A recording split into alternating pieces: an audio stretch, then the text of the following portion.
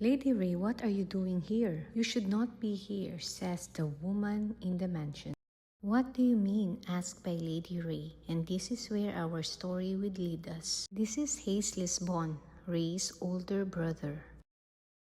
They were thrown away from their grandparents' house after their father died and while her mother is in misery and recovering due to shock. Ray and Hayes are on their way to deliver a letter to a man they never met and to whom they need to ask for help. Hayes keeps bullying her sister due to her lack of comprehension and inability to read. Ray then reminded his brother that the reason why she was struggling was because she kept sending her tutors away before. Because of that, Ray thought that his brother would hit or yell at her again as he always does. Until they reach their destination that gives them an eerie feeling. "We're here, you may leave now," said the carriage driver, as he throws their belongings.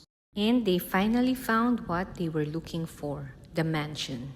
"Let us in," shouted Hayes. "Who are you?" asked by this old man. Then Ray handed a letter to the old man and said that their grandfather asked him to deliver it to their master, whom their grandfather had once helped. The old man let them in and the master of the house came out. And he first noticed Ray that shines in beauty. And while Hayes is introducing themselves, the master suddenly said, "I like your sister. She's pretty."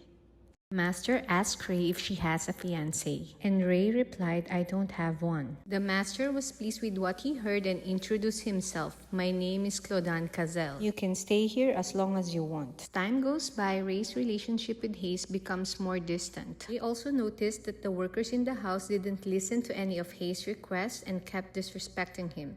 She also observed that there were only 4 workers in the big mansion: Mary in the kitchen, Philip the butler who let them in, Jack who was in charge of the barn, and a gardener in the annex. And while they were having dinner, Hayes made a business proposal to Clodan, which Clodan agreed to on the condition that if it failed, Hayes would have to replace all of it. And because of that business, Ray rarely saw her brother in the mansion anymore. She was always alone, but she didn't feel sad because she found peace in the mansion, especially whenever she remembered how their grandparents used to drive them away. While she was in her peaceful moment, an old woman suddenly grabbed her hand and shouted, asking what she was doing here and warning her to be careful, especially since she was pure. She told Ray that the beast is watching her. "Stop, you're hurting me," Ray shouted. Suddenly, Clodan appeared and shouted, "Delia." Then the old woman left in tremble and chills. "What are you doing here? You can join me on the 3rd floor," said Clodan. "You told me not to come up there," Ray replied. Clodan just smiled and reached out his hand to Ray, and together they shared a moment. While they were walking, Ray noticed that the furniture and artworks were so old it felt as if time had stopped. As they entered the room, Ray noticed that there are no windows. "Do you like it?" asked Clodan. And Ray felt flustered and blushed. Clodan grabbed Ray's hand and handed her a book. "I only share it to people I like," Clodan said. Ray doesn't know how to tell Clodan that she cannot read. She felt so nervous, but she doesn't want to disappoint Clodan. Ray got an idea and asked Clodan if he could read it for her. To his surprise, Clodan replied, "It's my pleasure." Ray was caught off guard when Clodan pulled her onto his lap while reading to her, and a shiver ran down her spine when he whispered in her ear. Clodan continued to tease Ray, gently biting her neck, and to her surprise, a soft moan escaped her lips. Ray could still feel every inch of Clodan's body against hers, and she couldn't even begin to describe what she was feeling. The more Clodan teased her, the more Ray trembled with excitement. She was on the verge of surrendering to the warmth of his body. In the middle of their steamy moment, Philip the butler knocked, announcing that Hayes was back.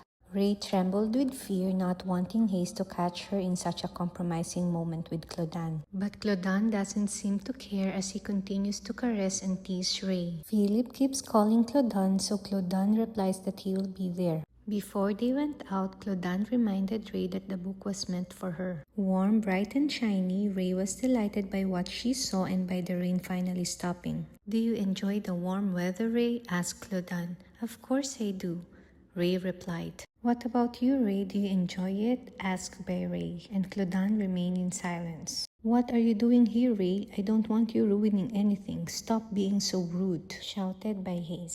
"What rude, I just lent her a book," said Clodan. "A book by an illiterate fool like her," replied Hayes. Ray was surprised by what she heard. Even though Hayes had said it to her many times before, it felt as if something inside her has shattered. Ray felt ashamed, so she just ran off and locked herself in her room. "You've been in your room for 3 days. Is it because of what happened to you and Master Clodan in his room?" The question shocked Ray. "Oh, what you're thinking is wrong," said Ray. "A man is a man, my dear. Why do you think Master Clodan's invested in your brother's business? It is because he is your brother." Ray remembered that if Hayes' business failed, Clodan might kick them out, but Mary said that would never happen. "You might be the one to run away," Mary said. Then Ray replied, "But why? Don't you like Clodan?" "Because it felt like Delia, the old woman, is not fond of Clodan too." And Mary said, "So you met his nanny, the only person who can go out and about from this place. But please don't think bad about Master Clodan. It must be fate that you're with him now. By the way, Lady Ray, I won't be here the day after tomorrow, and I strongly advise you stay in your room," as advised by Mary. Ray disobeyed Mary's instruction and left the room to look for Clodan so she could say sorry, explain, and tell the truth. She finally found Clodan's room after hearing someone moaning, which made her worry that something might have happened to him, but she was shocked by what she saw. Clodan asked what Ray was doing in his room, and Ray explained that she just wanted to return the book. Clodan then told her to just drop it off and leave immediately. Ray felt sad and thought that it was Clodan who first showed interest. She also thought it wasn't her fault if she couldn't read. And so Ray ran back to Clodan's room to say that she didn't like being unable to read, but Clodan replied that he didn't care whether she knew how to read or not. Clodan asked Ray why she only showed up now if she truly felt sorry. He asked her again if she had been waiting for him, and that was when their sweet moment began as their lips met for the first time. And with a burning gaze, Clodan lifted Ray into his arms, carrying her into his room as their heated bodies pressed intimately against each other. Dan carried on with his passionate advances, and the silent yearning on Ray's face spoke of a shared desire. Ray was clearly being pulled in by the moment, so she quickly thought of telling Clodan to just read her a book again instead. Though surprised and admittedly left longing, Clodan chose to honor Ray's wish, and with a smile he told her how beautiful she is. Overjoyed by his words, Ray threw her arms around Clodan, and all he could do was hold her back. Hayes made his way back to the mansion. The carriage driver abruptly stopped and refused to go any further. Forced to walk to the rest of the way, Hayes soon encountered an old man who warned him no one dares approach the place he was heading to. Disappointed in everyone he encountered, Hayes ignored them all as he made his way to the mansion. And once he was inside the mansion, he prepared a surprise gift for Ray to make her happy. Upon seeing Philip, Hayes asked him to prepare a delicious dinner, but Philip only gave him a cold stare and replied that dinner was already finished. Annoyed by Philip's response, Hayes smashed the vase and said, "If you're a servant here, then act like one." Out of frustration, Philip revealed his true form, leaving Hayes stunned and terrified. For a moment, Hayes truly believed he was facing a monster, and the words of the old villager echoed in his mind. Even in his fear, he still remembered his sister, whom he wanted to find so they could leave that place together. But he was so shocked to see Ray clinging to Clodan, looking completely happy. He tried to get closer and call Ray's name, but no voice came out, and it was as if Ray couldn't even see him. Clodan glanced in Hayes' direction and casually told Ray, "It seems your brother's going to be a bit late." No matter what Hayes did, he couldn't get close to Ray, as if some dark force was pulling him away, while Ray and Clodan continued their joyful conversation. Clodan gave Hayes a menacing look as if to say, "Ray is mine," and at that moment Hayes realized that from the very beginning, Ray had always been Clodan's true target. Thinking that the conversation might go elsewhere again, Ray excused herself to rest and said she would just continue reading tomorrow. But Clodan replied that no one is allowed to leave their room tomorrow as per their custom. And Ray understood, even though she didn't know what custom it is. When Ray asked what would happen if someone refused to participate, Clodan answered that no matter what happens, if he knocks, she must never open the door. And on the other side stood Hayes, unable to move or speak. Ray finally saw him too and was shocked by the way Hayes looked. Clodan looked at Hayes while telling Ray that maybe her brother is just tired. while Hayes could do nothing but think that the monstrous Clodan is the reason why he is in that state. Thinking that her brother Hayes is angry at her for getting close to Clodan, Ray, afraid of Hayes, ran away toward her room. And as soon as Ray left, Clodan snapped his fingers to return Hayes to normal, allowing Hayes to move and speak again, then casually asking him, "How is his business doing?" Hayes said this has nothing to do with business and that he and Ray will leave. He added that he will send her away, especially now that she is of marrying age. Dan's ears burned at the words, and with eyes blazing, he asked Hayes where exactly he intended to take Ray. Back in Ray's room, Mary reminded her not to leave on the designated day, confused as to why Mary and Philip had different explanations about that custom. Even though Ray is confused by everything happening in the mansion, what's staying on her mind is the way Clodan treating her like a princess. While lost in thought, loud knocking suddenly came at her door. It is Hayes forcefully trying to get in. Ray let Hayes in while telling her that they needed to leave and they are surrounded by monsters.